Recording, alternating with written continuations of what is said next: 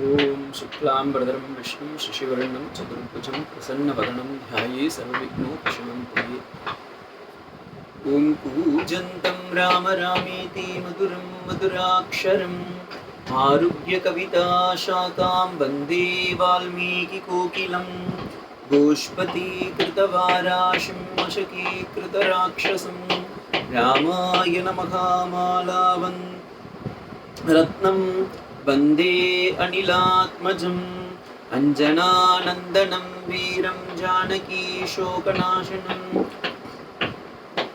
कपीशमक्षहन्तारं वन्दे लङ्काभयङ्करं यत्र यत्र रघुनाथकीर्तनं तत्र तत्र कृतमस्तकाञ्जलिं बाष्पवारि परिपूर्णलोचनं मारुतिं नमत राक्षसान्तकम् मनोजवं मारुततुल्यवेगं जितेन्द्रियं बुद्धिमतां वरिष्ठं वातात्मजं वानरयूर्तमुख्यं श्रीरामदूतं शिरसा नमामि. எல்லோருக்கும் நமஸ்காரம். ஸ்ரீமத் ராமாயணத்தில் நாம் சம்ஷேப்த ராமாயணத்தை அனுபவித்து வருகின்றோம்.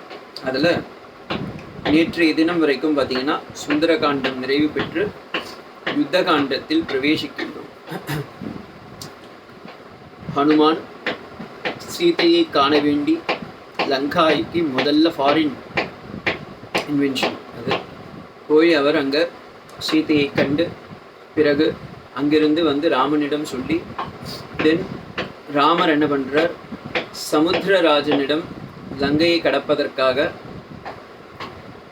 3 நாட்கள் விரதம் இருக்கின்றார். திருப்புல்லானி அப்படின்ற திவ்ய நட்சத்திரத்தில் அங்கிருந்து சமுத்திரராஜன் வராதனால் அவர் அஸ்திரத்தை பிரயோகிக்க நேரிடுகின்றது. அப்பொழுது அந்த சமுத்திரராஜன் வந்து ராமனிடம் சரணாகதி அடைந்து நீங்கள் எந்த வானரங்களுக்கும் எந்த விதமான இந்த பணியில் சேதமடையாது, ரெண்டாவது அந்த சமுத்திர வஸ்துக்கள் ஜீவராசிகள் எதுவும் உங்கள் வானரங்களை ஒன்றும் செய்யாது, நீங்கள் போடும் கற்கள் கூட சமுத்திரத்தில் மிதக்கும் அப்படின்னு சொல்லி சொன்னதுனால நலனை அழைத்து ராமர் சேதுவை அமைக்கச் சொல்கின்றார். இன்றும் அதற்கு நலசேது அப்படின்னு பேர். ஓகேங்களா? இப்படியாக இந்த வானரங்கள் எல்லாம் லங்கைக்கு பிரவேசித்து அங்கே ராவணனுடன் யுத்தம் செய்ய நேரிடுகிறது. இதுதான் 80வது ஸ்லோகத்தில் போய் பாருங்க. தர்ஷயாமாஸ சாத்மானம் சமுத்ரசரிதாம் பதி சமுத்ர வசனாச்ச ச ஏவம் நலசேதும் அகாரயத். இது வரைக்கும் நம்ம பார்த்தது. சமுத்திரராஜன் சரணாகதி அடைந்த பிறகு நலனை அழைத்து சேதுவை அமைக்கச் சொல்கின்றார் ராமபிரான். சரிங்களா? இதற்கு நடுவில் அடுத்தது 81வது ஸ்லோகம் பாருங்க. தேனகத்வா புரிம் லங்கா ஹத்வா ராகணமாகவே ராம சீதா அனுப்பிராப்ய பராம் விடாம் உபாகமத். தேனகத்வா புரீம் லங்காம் ஹத்வா ராவண ஆகவே ராம சீதாம் அனுப்பிராப்ய பராம் விடாம் உபாகமத். கஹ உபாகமத்? ராம உபாகமத். கிமர்த்தம் ராமம் உபாகமத்? விரீடம் கீதृशं பராம் விடாம் reaching the city of Lanka. Lanka ஸ்வர்ண மழியாக இருக்குது. அந்த லங்கையை பார்த்து ராவணன் இந்த சம்ஷிப்த ராமாயணம் அப்படின்றதுனால இங்கே வந்து என்ன பண்ணுறார், நாரத மகரிஷி வால்மீகி சொல்லும்போது ஒரே ஸ்லோகத்திலே முடிச்சுடுறார்.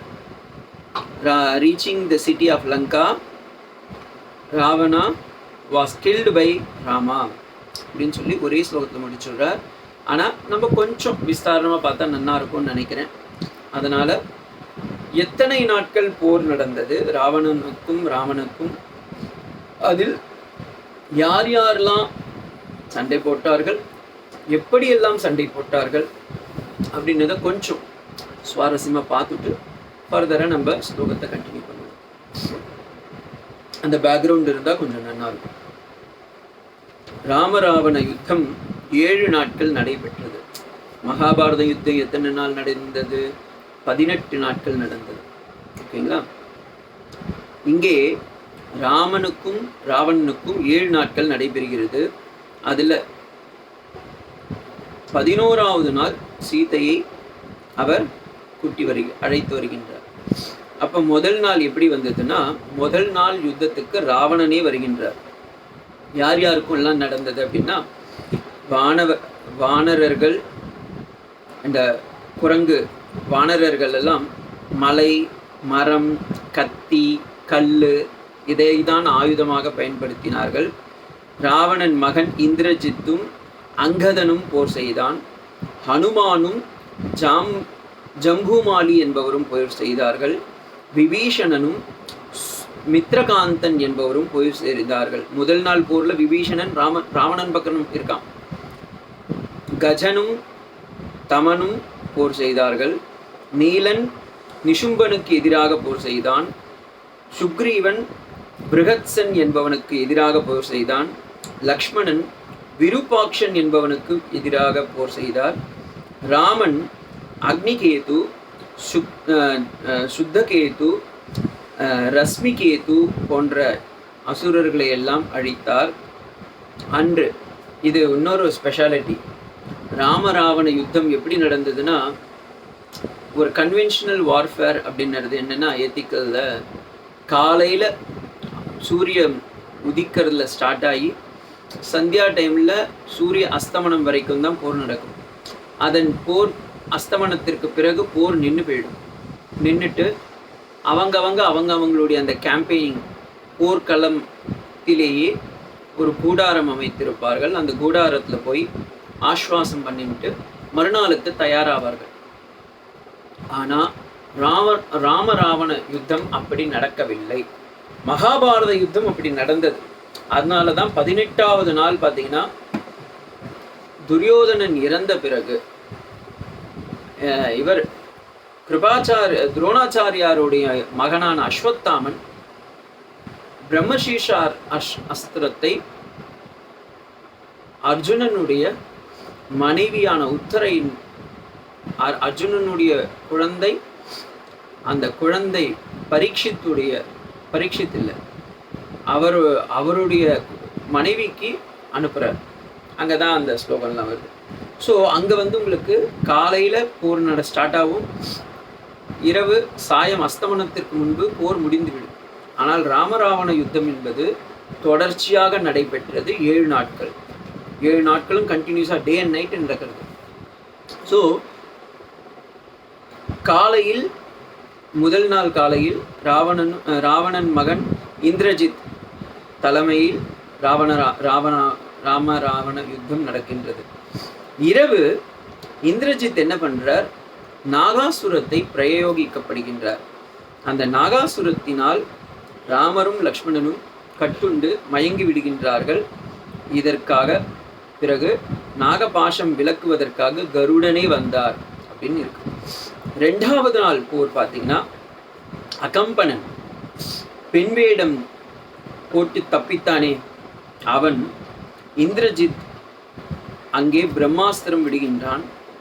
ஹனுமான், இப்போ இந்த இந்திரஜித்து மாயாவி, ராவணனுடைய பையன் இந்திரஜித், அவன் சண்டையிடும் போது அப்பப்போ மறைஞ்சு போயிடுவான். இன்னொன்று, அவனுடைய ரத்தம் மேலே பறக்கிற ஒரு ஃபெசிலிட்டி இருக்குது.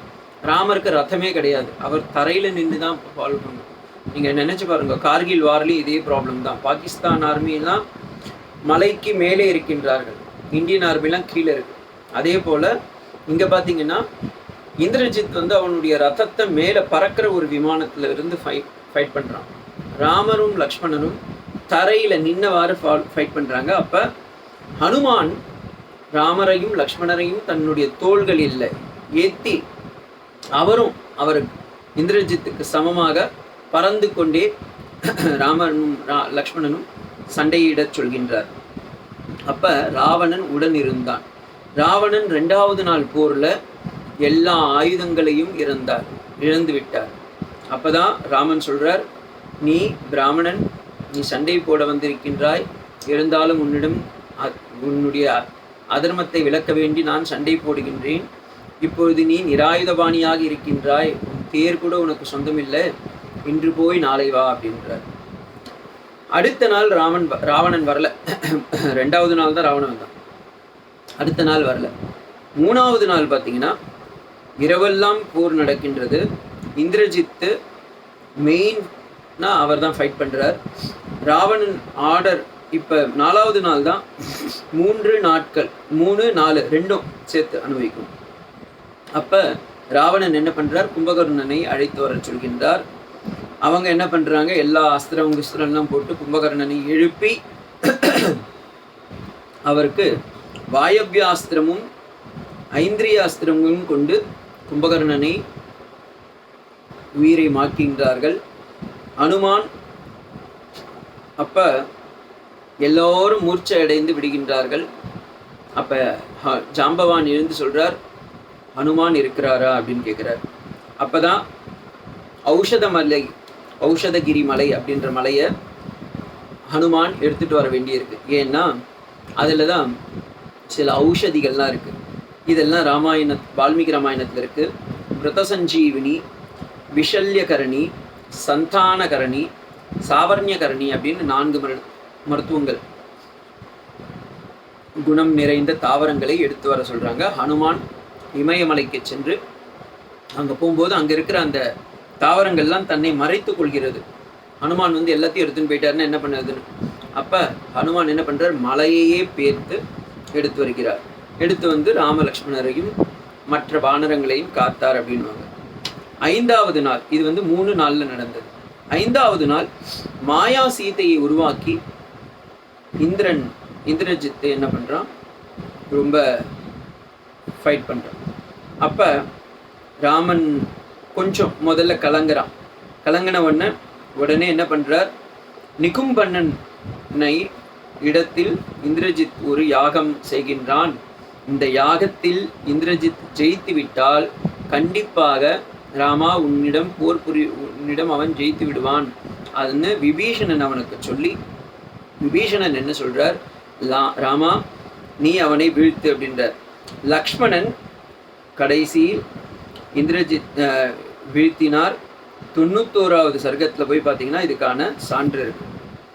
அடுத்தது டே 6, 6வது நாள் மூல சேனா அப்படின்னு சொல்லி ஒரு சேனை, அதாவது ராவணனிடத்தில் நிறைய சேனை இருக்கு.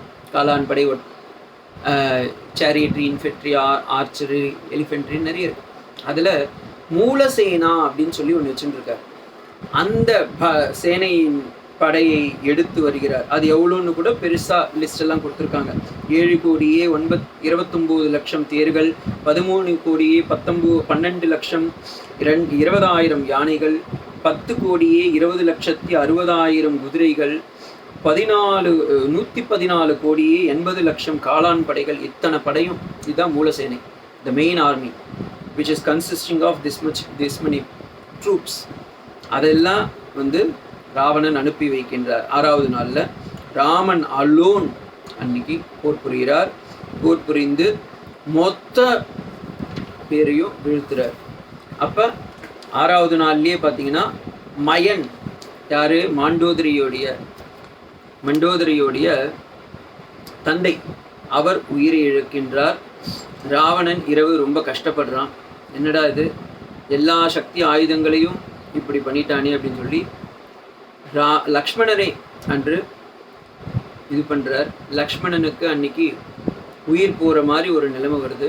அவரும் என்ன ஆகுறார், அப்படியே ஃபைட் பண்ணி மயக்கடிச்சு விழுந்துடுறார். ராமன் அப்போ அழுதார் அப்படின்னு சொல்கிறாங்க. எனக்கு ஒரே இதுன்னு. அப்போ ஹனுமான் 2வது முறையாக போய் ஔஷதகிரியை எடுத்து வருகின்றார். எடுத்து லக்ஷ்மணனை உயிர்ப்பிக்க செய்து திரும்பவும் அந்த ஔஷதகிரியை எடுத்துன்னு வந்த இடத்துலையே வைத்ததாக சரித்திரம். 7வது நாள் அன்னைக்கு தான் ரொம்ப ரொம்ப மெயின். ராமனும் ராவணனும் சண்டையிடுகின்றார்கள். இது எப்படி அப்படின்றத வால்மீகியும் சொல்றார், கம்பநாட்டாழ்வாரும் சொல்றார். ராமராவண யுத்தம், ராமராவணம் யுத்தம் இவ.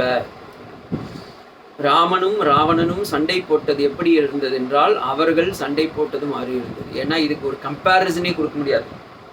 கம்பேரிசனுக்கு ஒரு கம்பன் அப்படின்வாங்க. ஆனால் இந்த இடத்துல கம்பன் கம்பேரிசனே கொடுக்கல.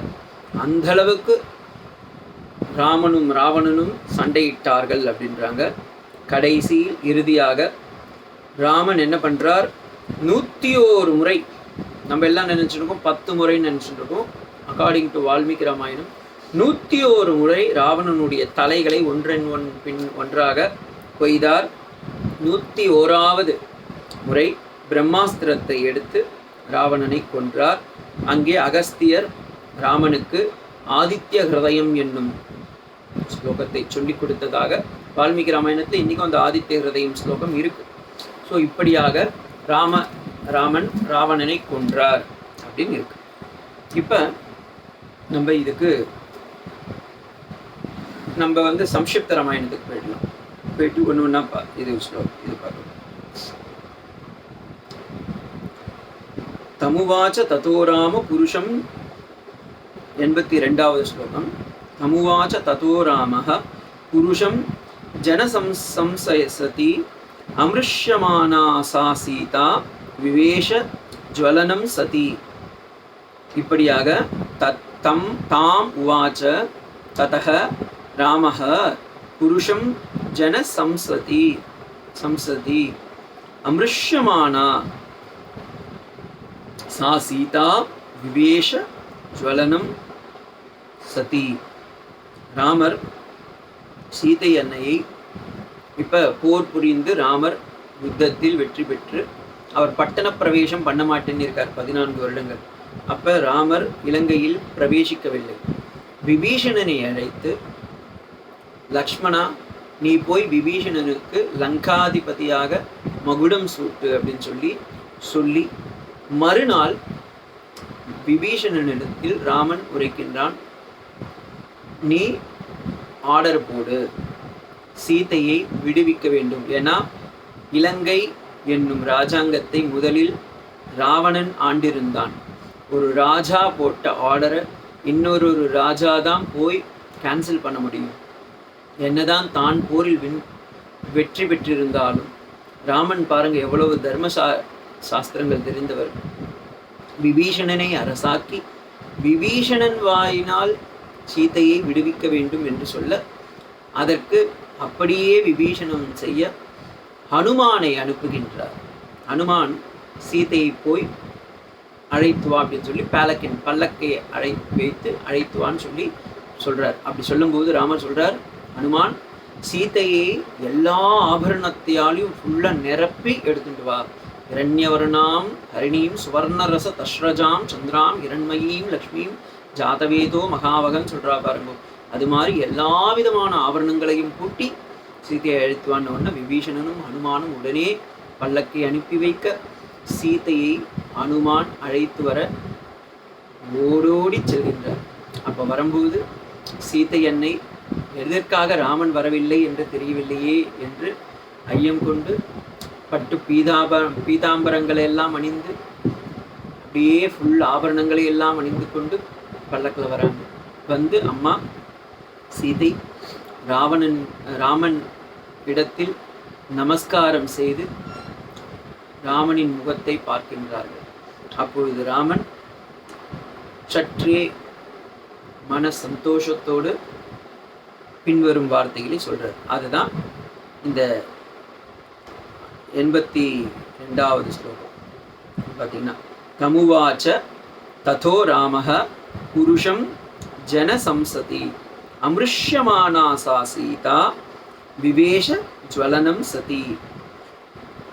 ராமர் சீதையை பார்த்து சொன்னார், நீ பிரத்யாருடைய இல்லத்தில் ராவணனுடைய அசோகவனத்தில் தங்கியிருந்ததால் நீ ஊருக்கு தெரிய வேண்டும் என்பதற்காகவும் நீ நெருப்பில் இறங்கு அப்படின்றார். உடனே சீதா பிராட்டி ராமனை பார்த்து ஒரு வார்த்தையும் சொல்லலை. சரி, அவர் சொல்லியிருக்காருன்னா அதில் ஏதோ ஒரு காரணம் இருக்கும் அப்படின்னு சொல்லி அவங்களும் அதே போல் இறங்குறாங்க. இப்போ நம்ம எல்லாருக்கும் இதெல்லாம் ஒரு பெரிய டவுட் ஆகிடும். இல்லை ராமன் செய்தது தவறா? அவர் தவறு. இப்போ கணவன் மனைவிங்க அவங்க என்ன வேணால் பண்ணிக்கலாம். இன்னொன்று வால்மீகியில் இருக்கிறத தான் நான் சொல்ல முடியும். அதுக்காக என்னையோ இல்லை ராமாயணத்தையோ வேண்டான்னு சொல்ல முடியாது. அதில் என்ன தாற்பயம் இருக்குன்றது தான் நமக்கு ரொம்ப முக்கியம். 83 84 பாருங்க. தத அக்னிர் ச வச்சனா சீதாம் ஞாத்வா விகத கல்மஷம் கர்மணா தேன மகதா திரைலோக்கியம் சச்சராச்சரம் தேவர்ஷீணாம் கணாம் துஷ்டம் ராகவஸ்ய மகாத்மனः பபௌ ராம சம்பிரகிருஷ்ட பூஜித சர்வ தெய்வதைஹி தத அக்னி வச்சனாத். இப்போ லக்ஷ்மணன் தீமூட்ட சீதை அன்னை தன் பாதிப்பிராத்தியத்தை காண்பிப்பதற்காக அந்த நெருப்பில் இறங்கினாங்க அப்படின்னா, இது ஏன் அப்படின்னும் போது ஸ்கந்த புராணத்துலேயும் பாத்ம புராணத்துலேயும் இதுக்கு வேறு மாதிரி ஒரு இது சொல்கிறாங்க. நீங்கள் புரிஞ்சுக்கிறதுக்காக நான் சொல்கிறேன், குழப்பறதுக்காக இல்லை. இன்னொன்று இப்படியோ ஒன்று வெர்ஷன் இருக்குது அதுக்காக. ஏன்னா ராவணன் இது மாதிரி சீதையை கவர்ந்து கொண்டு செல்வான் என்பதற்காகவே ஒரு வருஷன் ராவணனுடைய மகள் தான் சீதை அப்படின்னு இருக்கு. அது எனக்கு எப்படின்னு உடன்பாடும் இல்லை. அது ஏதோ ஒரு யுகத்தை இப்படி இருக்கலாம். அதனால நம்ம எதையுமே தப்பாகவும் சொல்லவும் இல்லை. சாஸ்திரத்தை நம்ம படிக்கிறதுக்கோ கிரிட்டிசைஸ் பண்ணுறதுக்கோ அர்ஹதை இல்லை. ஆனால் இருக்கிறத சொல்கிறேன். ஸ்கந்த புராணத்தில் இதற்கு வேற மாதிரி ஒரு கதை சொல்கிறாங்க.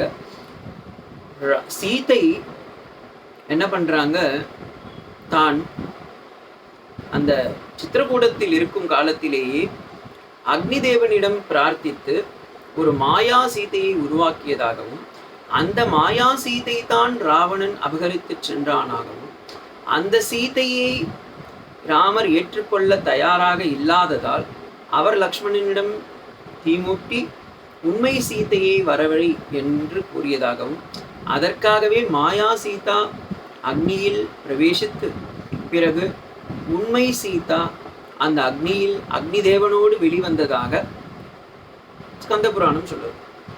இது எந்த அளவுக்கு உண்மைன்னு நம்ம சர்ச்சையெல்லாம் பண்ண வேண்டாம். நம்ம இருக்கிற வால்மீகி ராமாயணத்துக்கு போயிடலாம்.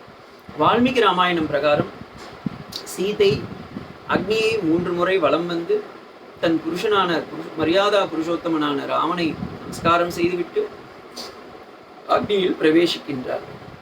அப்படி பிரவேசித்தவண்ண உள்ளர இறங்குறாங்க. இறங்கின உடனே ஒரு மனுஷன் கடகடன்னு வெளியே வரான். அவன் உடம்பெல்லாம் கொஞ்சம் அங்கங்கே வெந்து போயிருக்கு. யாருப்பா நீன்னு ராமன் கேட்குறார். அப்போ அவர் சொல்கிறார், எப்பா நான் தான் அக்னி தேவன். உன் மனைவி சீதா பதிவிரதை நிறைந்தவள். அவருடைய அந்த பதிவிரதையினால் என்னுடைய அங்கங்கள் எல்லாம் சுடுகின்றது. தயவு செஞ்சு அவளை ஏற்றுக்கோ அப்படின்னு சொல்லி ராமனிடம் அக்னி தேவன் கொடுத்ததாக இங்கே வருது. தத அக்னிஹி வச்சனாத். அக்னி தேவனே தன் வாய் திறந்து திருவாய் மலர்ந்து சீதாம் ஞாத்வா விகத கல்மஷக, அவள் கல்மஷம் இல்லாதவள். கர்மணா தே மகதா திரைலோக்கியம் சச்சராச்சரம், அவள் 3 உலகிற்கும் பூஜிக்கக்கூடியவள், பதிவிரதை நிறைந்தவள் என்று கூறியதாகவும், இதை கேட்டு ச தேவர்ஷி கணாம் துஷ்டம், எல்லா தேவரிஷிகள் யக்ஞ ரிஷிகள் தானவர்கள் தைத்தியர்கள் எல்லாரும் ராகவனுடைய மகாத்மியத்தை புகழ்ந்து பபோ ராம சன் பிரகிருஷ்ய பூஜித சர்வ தேவதைஹி, எல்லா தேவர்களும் ஜெய ஜெய என்று புகழ்ந்தார்கள். தத அக்னி வச்சனாத் சீதாம் விகத கல்மஷாம் ஞாத்வா ராமம், ஓகேங்களா, மகாத்மானம் ராகவஸ்ய தேன மகதா கர்மணா சராச்சரம் தேவர்ஷீணாம் திரைலோக்கியம் துஷ்டः சர்வதேவைஹி பூஜிதः ராம சம்பிரகிருஷ்ட பபௌஹு, ராமனுக்கு ரொம்பவும் சந்தோஷம் அடைந்தார் அப்படின்னு இருக்கு. இப்போ ராமர் இப்படி பண்ணார், ஏன் பண்ணார் அப்படின்னு கேட்கறதுக்கு நமக்கு அதற்கு தகுதி இல்லை. அவர் மனைவியை அது மாதிரி செஞ்சிருக்கார். நம்மளும் அதுதான் செய்யணும் அப்படின்லாம் இல்லை. ஒன்று. ரெண்டாவது, அவர் சத்திரிய குல திலகம். தன் மக்களுக்காக நாளைக்கு போகும்போது யாருனா ஒருத்தர் சீதைக்கு களங்கம் ஒரு சுடுசொல் சொல்லிவிடுவார்களே என்பதற்காக பயந்து ராமன் தன் மனைவியுடைய பாதிப்பிரதயத்தை உலகிற்கு நிலைநிறுத்துவதற்காகவும் அதே நேரத்தில் சீதையின் புனிதத்தை எல்லோரும் அறிய வேண்டும் என்பதற்காகவும் ராமன் தன் சீதையுடைய உருக்கத்திற்கு எந்த விதமான பங்கமும் வந்துவிடக்கூடாது என்பதற்காகவும் செய்தார் அப்படின்றது தான் உண்மை. இப்ப 85வது ஸ்லோகம் பாருங்க. அபிஷிஞ்சசலா லங்காயாம் ராட்சசேந்திரம் விபீஷணம் கிருதகிருத்ய சதா ராமோ விஜ்வர பிரமுமோதஹ. ராமர் இப்படி செய்தவன்னு அடுத்தது விபீஷணனுக்கு பட்டமளித்து அவனுடைய விபீஷணனுடைய அந்த பட்டத்தில் இருந்து நீ நன்றாக இலங்கையை பாதுகாத்து மக்கள் அனைவரும் நன்றாக இருக்க வேண்டும் என்று ஆசீர்வாதித்து அங்கிருந்து அவங்க என்ன பண்றாங்க, புஷ்பக விமானம். இது ஏது புஷ்பக விமானம்னா, ராவணன் அவனுடைய ரிலேட்டிவான குபேரன் கிட்ட இருந்து திருடிட்டு வந்து வச்சிருக்கான். இந்த இப்போதான் கார்லாம் திருடுறாள் பாருங்க, காரு பைக்கு ஃப்ளைட் எல்லாம் திருடுறாள். அது மாதிரி அந்த காலத்துல முதல் திருடினது ராவணன் தான். அவர் என்ன பண்ணிட்டார், தன்னுடைய குபேரன் கிட்ட இருந்து புஷ்பக விமானத்தை எல்லாம் திருடி எடுத்து வந்து ராவணன் வச்சிருக்கான். இப்போ ராவணன் இறந்து விட்டார். விபீஷணன் என்ன பண்ணார், தன் கையில இருக்க புஷ்பக விமானத்தெல்லாம் கொடுத்து, ராமா லக்ஷ்மணா நீங்கள் சீத்தை அன்னையோடு சேர்ந்து அயோத்தியாவுக்கு புஷ்பக விமானத்தையே போகின்றாரு. 2-3 புஷ்பக விமானத்தை எடுத்துட்டு, ஒரு புஷ்பக விமானத்தில் ராமன், லக்ஷ்மணன், சீதை, நலஸ் இவர்கள், விபீஷணன், ஹனுமான் இவர்கள்லாம் சேர்ந்து ஒரு விமானத்திலும், மற்றொரு விமானத்தில் சுக்ரீவன் முதலான வானரங்கள் எல்லாம் சேர்ந்து, இன்னும் இதுல சில லங்கா மக்களும், அப்புறமா கிஷ்கிந்தையில் இருக்கக்கூடிய குரங்குகளுடைய மனைவிகள், அவங்க உற்றார் சுற்றார் எல்லாரும் அயோத்தியாவுக்கு புறப்பட்டார்கள் அப்படின்னு வால்மீகி ராமாயணத்துல இருக்கு. அதையே இங்க தேவரிஷி என்ன பண்றார், நாரதர் சூச்சகமா சொல்றார். தேவதாபியோ வரம் பிராப்ய சமுத்தாய ச வசனாத் அயோத்தியாம் பிரஸ்திதம் ராம புஷ்பகேன சுக்ருத்விருத்தः. ராமன் ஹேவிங் தட், அப்புறமா எல்லா தேவர்களும் ஒவ்வொரு வரங்களை எல்லாம் அளித்தார். அந்த இடம் ரொம்ப பியூட்டிஃபுல். இந்திரன் வந்து கேட்குறான், ராமா உனக்கு நான் ஏதாவது வரம் கொடுக்கணுமே. அப்போ ராமன் சொன்னாராம், எனக்கு நீ வரம் கொடுக்கறதா இருந்தால் ஒன்று கொடுப்பா. யாரெல்லாம் வானரங்கள் எல்லாம் சண்டை போட்டார்களோ, ராமனின் கைங்கரியத்தில் ஈடுபட்டார்களோ, அத்தனை பேருக்கும் எந்த விதமான நோய் நொடியும் இல்லாமல், பசி பஞ்சம் இல்லாமல் நன்றாக இருக்கணும். அதனால தான் இன்றைக்கும் எந்த மங்கியும் வனத்தில் கூட, நகரேனவா கிராமீணவா வணியனவா, எந்த இடத்துலையும் எந்த குரங்குகளும் பசினால இறந்ததா சரித்திரமே கிடையாது. ஒன்று. 2வது, ராமர் சொல்றார், மனம் திறந்து எல்லாம் உயிரோடு யாரெல்லாம் அடிபட்டு கஷ்டப்பட்டு இந்த 7 நாள் யுத்தத்தில் இருக்கின்றார்களோ அத்தனை பேரும் உயிர் திற வேண்டும். இதை கேட்டவுடனே எல்லா குரங்களும் பயந்துருத்தான். ஐயோ, அப்போ ராவணன் பக்கத்தில் இருக்கிறவங்க அசுரர்கள்லாம் கூட எழுந்துப்பாளே அப்படின்னு. அப்போ ராமர் சொன்னார், இல்லை யாராக இருந்தாலும் எழுந்துக்கிட்டோம். குரங்குகள் மட்டுமே, வானர சேவனையை மட்டுமே எழுந்துதான், அசுர சேனையில யாருமே இல்லையா. ஏன்னு பார்த்தா ராவணன் என்ன பண்ணியிருக்கார், அன்னைக்கே ஒரு ஸ்ட்ராட்டஜி ஃபாலோ பண்ணியிருக்கார். யாரெல்லாம் நம்ம பக்கம் இறக்குறாங்களோ, எவ்வளோ பேர் இறந்தார்கள்னு காட்டக்கூடாதுன்றதுக்காக அவர்களை எல்லாம் அன்று இரவே கொன்று கொஞ்சம் கை காலெலாம் ஆம்புடேஷன்லாம் ஆயிருக்கும்ல, வெட்டி கிட்டி, அவங்களெல்லாம் கொன்று துண்டு துண்டாக போட்டு கடல்ல தூக்கி போட்டுட்டார் ராவணன். அதனால ராவணன் பக்கம் இறந்தவர்கள் யாரும் உயிர்த்தெழவில்லை. ஆனால் ராமனுக்காக கைங்கரியத்தில் ஈடுபட்டிருந்த அத்தனை வானரங்களிலும் யார் யார் இறந்தார்களோ அத்தனை பேரும் உயிர்த்தெழுந்தார்கள் அப்படின்னு இருக்கு. ஸோ இப்படியாக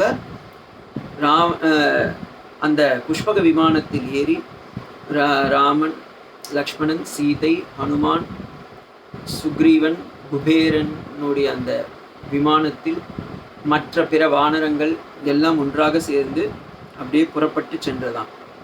இது முடிஞ்ச பிறகு அடுத்தது உடனே அவங்க எல்லாருமே வந்து ரொம்ப சந்தோஷப்பட்டு, இப்போ நீங்கள் நினச்சி பாருங்க, புஷ்பக விமானத்தில் அப்படியே ராமன் லக்ஷ்மணன் எல்லாம் ஒரு பக்கம் போயிட்டு இருக்காங்க. அப்போ ராமர் காமிக்கிறார், இங்கே பாருமா சீதா, உனக்காகத்தான் நாங்கள் இப்படி தான் நாங்கள் தமிழ்நாட்டில் உள்ள ராமேஸ்வரத்திலிருந்து இந்த பக்கம் வந்தோம். தனுஷ்கோட்டியிலிருந்து இலங்கைக்கு வந்தோம்.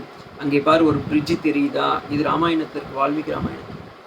பிரிட்ஜு தெரியுதா, இது பேர் நலசேது, இதை கட்டியவன் நலன் அப்படின்னு சொல்லி நலனை காட்டுகின்றார்கள். அங்கே சீதா அம்மா ஆசீர்வாதம் பண்றாங்க. இன்னைக்கும் அதுக்கு பேர் நலசேது தான். ராமசேதுன்னு நம்ம இப்போ சொல்றோம். ஆனால் எல்லாம் ஏன்னா சில பேர் கேட்குறாங்கல்ல, ராமர் சேதுவை கட்டினாராமே, எந்த இன்ஜினியரை வச்சு கட்டினாங்க? வால்மீகி ராமாயணத்தில் இருக்கு நலசேது. அதற்கு நலன் தான் இன்ஜினியர், சீஃப் ஆர்கிடெக்டர், விஸ்வகர்மாவுடைய மகன், பிரம்மாவுடைய மானசபுத்திரனாக இருந்தவர் அவர் அப்படின்னு சொல்லி அங்கிருந்து அவர்கள் எல்லாம் என்ன பண்றாங்க, பரத்வாஜ் ஆசிரமம். இப்போ அயோத்தியாவுக்கு போறாங்க. சில வருஷம் சில பேர் சேலத்தில் இருக்க அயோத்தியா பட்டினத்துக்கு இறங்கி அங்கிருந்து சென்றார்னு சொல்றாங்க. இதம் சைல புரே திஷ்டாமி அப்படின்னும் இருக்கு. அங்கிருந்து நேராக பரத்வாஜ் ஆசிரமத்துக்கு போறாங்க. பரத்வாஸ்ரமம் கத்வா ராமம் சத்யபராக்கிரமः பரதஸ்ய அந்திகே ராம ஹனுமந்தம் விசர்ஜயத். இப்ப ராமன் என்ன பண்றார், பரத்வாஜ ஆசிரமத்தை அடைந்து அங்கே ராமர், லக்ஷ்மணர், ஹனுமான், சீதை அனைவரும் அந்த புஷ்பக விமானத்திலிருந்து இறங்கின பிறகு, புஷ்பக விமானமே நீ எங்கிருந்து வந்தாயோ அங்கேயே சென்று விடு அப்படின்னு சொல்லி குபேரபட்டினத்துக்கு அனுப்பிச்சுடுறார் ராமன். அனுப்பிச்சுட்டு இப்ப ராமன் என்ன பண்றார், ஹனுமான் நீ ஒன்றே ஒன்று எனக்காக செய். நீ நேராக போய் நந்தி கிராமம் போ. அங்கே அவனுடைய அந்தம இதுல 14 வருஷம் முடிய போறதில்ல, பரதன் எனக்காக பிராயவ பாசம் செய்து கொண்டிருக்கின்றான். அவன் அக்னியை தீமூட்டி உயிரை இழந்து விடுவான். அதனால் நீ அவனை போய் சந்தி அப்படின்றார். ஹனுமான் அவனை சரி ஓகே, நம்ம இங்கேருந்து ராம கைங்கரி மன்னன் பார்த்தா நமக்கு பரதனை போய் பார்க்கணுன்றாரு. என்னன்னு தெரியல. சரி ஓகே, பரதனை போய் பார்க்கலான்னு சொல்றாரு. இங்க பரத்வாஜ மகரிஷி என்ன பண்றார், ராமா நீ கட்டாயம் ஒரு நாள் எங்கள் ஆசிரமத்தில் தங்கியிருந்து நீ விஜயராகவனாக வந்திருக்கின்றாய், உனக்கு நான் அமுது செய்ய வேண்டும், விருந்தோம்பல் செய்ய வேண்டும் சொல்லி பரத்வாஜ ஆசிரமத்தில் அன்று ராமர், லக்ஷ்மணர், சீதை, விபீஷணன் போன்றவர்கள் எல்லாம் தங்கியிருக்கின்றார்கள். ஹனுமான் தன்னுடைய வீர பராக்கிரமத்தை கொண்டு நந்தி கிராமத்தை அடைகின்றார். நந்தி கிராமத்தை இவர் அடையிறதுக்கு முன்னாடி 1.5 முகூர்த்தம் தான் இருக்கு. பரதன் என்ன பண்ணான், இனி ராமன் வரமாட்டான் போல இருக்குன்னு சொல்லி பெரிய தீயை மூட்டி அதை பிரதட்சணம் செய்து தன் பிராணத்தை தியாகம் செய்ய அப்படி இறங்க போறார். இப்ப பிராண தியாகம் செய்யக்கூடிய அந்த பரதனை நிறுத்த வேண்டும். ஹனுமான் என்ன பண்ணாராம், அதுதான் மனோஜவம் மாருத துல்லிய வேகம் ஜிதேந்திரியம் புத்திமதாம் வரிஷ்டம் வாதாத்மஜம் வானர யூத முக்கியம் ஸ்ரீராம தூதம் சிரசார் நமாமி. அந்த ராமபிரானை மனதில் நினைத்து ஹனுமான் உடனே ஜெய் ஸ்ரீராம் அப்படின்னு சொல்லி ராமனுடைய சரித்திரத்தை சொல்லி அவர் யுத்தத்தில் ராமராவண யுத்தத்தில் ராவணனை எப்படி வீழ்த்தினார் என்று சொல்லி இந்த ராமன் வந்து கொண்டிருக்கின்றான்னு சொன்னார். அங்க ஒரு ராமன் பாருங்கோ. அப்ப ஹனுமான்றவர் சீதையை மட்டும் காக்கவில்லை, சீத்தையும் அன்னைக்கு அசோகவனத்துல தன்னுடைய கூந்தலியை வச்சு தூக்கு கயிறாக மாற்றி பிராண தியாகம் பண்ணும்போதும் காப்பாத்தினார். 1. 2வது ஜட்டாயுடைய சகோதரரான சம்பாஜிக்கும் ராமச்சரித்திரத்தை சொல்லி உயிரை அவருக்கு புது ரக்கையெல்லாம் வளர வச்சு அவரையும் காத்து கொடுத்தார். அதே போல இங்கே பரதனுக்கும் ராமச்சரித்திரத்தை சொல்லி, ஏன்னா பூர்வ ராமாயணம் தெரியும், ஆனால் யுத்த ராமாயணம் தெரியாது. அப்போ என்ன நடந்ததுன்னு அதையும் சொல்லி அந்த, ஏன்னா திடீர்னு ஒரு குரங்கு வந்து என்கிட்ட சொல்லுனா பரதருக்கு தெரியாதுல்ல குரங்கு எப்படி வந்தது, யார் இந்த ஹனுமான், எதுவுமே புரியாது. அப்போ அங்கே பரதன் தன்னுடைய பிராணத்தை காப்பதற்காக ராமச்சரித்திரத்தை சொல்லி அந்த ஹனுமான் என்பவர்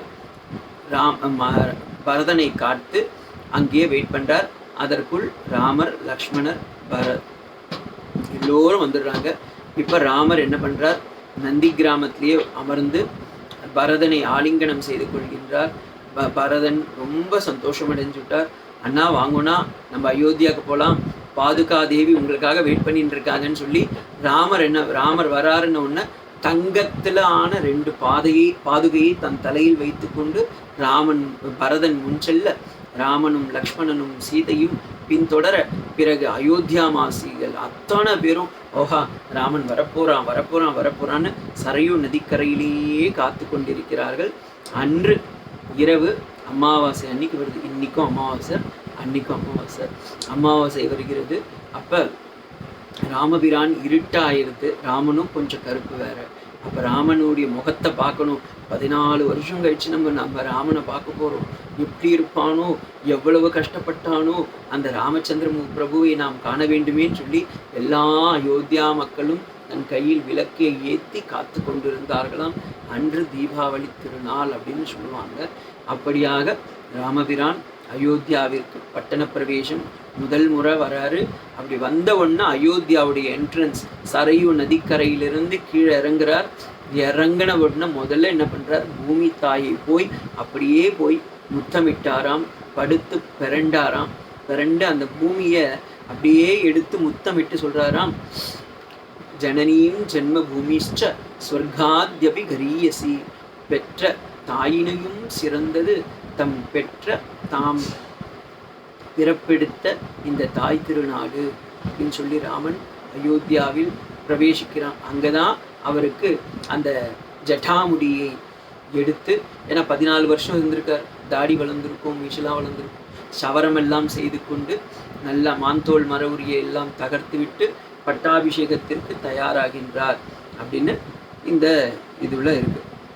இப்போ இதன் பிரகாரம் பார்த்தீங்கன்னா ராமர், லக்ஷ்மணர், பரதன் எல்லோரும் சவரமெல்லாம் செய்துவிட்டு அங்கேயே சரையு நதிக்கரையில் குளித்து நீராடி தீர்த்தமாடிவிட்டு அங்கே புத்தாடைகளை எல்லாம் அணிந்து கொண்டு புனராத்யாயிகாம் ஜல்பம் சுக்ரீவ சகிதா ததா புஷ்பகம் சமாருப்ய நந்தி கிராமம் ததோ யதா. நந்தி கிராமத்தை சென்று அடைந்த அவர்கள் அங்கே பரத்வாஜ ஆசிரமத்தை அடைந்து அங்கிருந்து அவங்க என்ன பண்றாங்க, நேரா போறாங்க. நந்தி கிராமே ஜட்டாஹித்வா பிராத்ருபி சகிதோ நக ராம சீதா அனுப்பிராப்ய ராஜ்யம் புனரவாப்தவான். நந்தி கிராமே ஜட்டாஹித்வா, ஜடையை விட்டுவிட்டு பிராத்ருபிஸ் சக சீதையா, பிராத்ருபிஸ் சக சகிதக அனகக, அந்த பாபமற்றமானான ராமன், லக்ஷ்மணன், சீதை அனைவரும் ஒன்றாக ராம சீதா அனுப்பிராப்ய ராஜ்யம் புனர அவாப்பியவான். திரும்பவும் அவர்கள் நாடு மக்களை எல்லாம் கண்டு மகிழ்ச்சி கொண்டு அவர்கள் நந்தி கிராமத்திலிருந்து அவர்கள் கிளம்பி அயோத்தியாவிற்கு சென்றடைந்தார்கள் அப்படின்னு இருக்கு. 89வது ஸ்லோகம் இருக்கும், நம்ம இப்போ பார்த்துருக்கோம். 91வது ஸ்லோகம் பாருங்க. பிரகிருஷ்ட முனிதோ லோக துஷ்ட புஷ்ட சுதாத்மிக நிராமயோ ஹி ஹரோ அரோகஸ்ச துந்துபிஸ்ச மயா வர்ஜிதஹ. இப்போ டியூரிங் இந்த பீப்புள் எல்லாம் அப்படியே ராமனை கண்டு நலம் விசாரித்து ஒவ்வொருத்தரும் கேட்குறாங்க, ராமா நன்னா இருக்கியா, நன்னியா, துஷ்ட புஷ்ட ஃப்ரீடம், எல்லாருக்கும் அந்த மென்டல் அகனி எல்லாம் போயிடுத்து, மைண்டல் டிஸ்டர்பன்ஸ் எல்லாம் போயிடுத்து, எல்லோரும் சந்தோஷம் அடைந்தார்களாம். ராமன் வருகின்றான்னு. அப்படி ராமனை கண்டு எல்லோரும் சேர்ந்து நமஸ்காரம் செய்து ராமன் இப்போ அயோத்தியாவில் வைக்கிறாங்க. ராமர் தன்னுடைய ரூம், ஏன்னா இப்போ அயோத்தியாவுக்கு அவர் போனார். பரதன் நந்தி கிராமத்தில் இருந்தார். திருத்தாய் மூவரும் கௌசல்யா, சுமித்ரா, கைகை எல்லோரும் அவர்களை ஆரத்தி செய்து வரவேற்று அயோத்தியாவில் மீண்டும் அரசனாக்க வேண்டும்ன்றாங்க. அதற்குள் ஏன்னா இவங்க ரூம்லாம் கூட கிளீன் பண்ணல, அப்படியே வச்சுருக்கார். ராமன் தன்னுடைய ரூமை விபீஷணனுக்கு தந்து நீங்கள் அங்கே தங்குங்கன்னு சொல்லி ராமர், லக்ஷ்மணர், சீதா, பரதன் எல்லாரும் வேறு வேறு ரூமில் தங்கி இருக்காங்க. அப்போ இவர் வர்றார், யார், வசிஷ்டர் குலகுரு. அவர் ஆசீர்வாதம் செய்து அவர்களுக்கு பட்டாபிஷேகம் செய்ததாக சரித்திரம். இந்த பட்டாபிஷேகத்தை நாளைய தினம் நாம் அனுபவிப்போம். ஓம் ஸ்ரீராம ராம ராமேதி ரமே ராமே மனோரமே சஹஸ்ரநாம தத்துல்யம் ராமநாம வராணனே.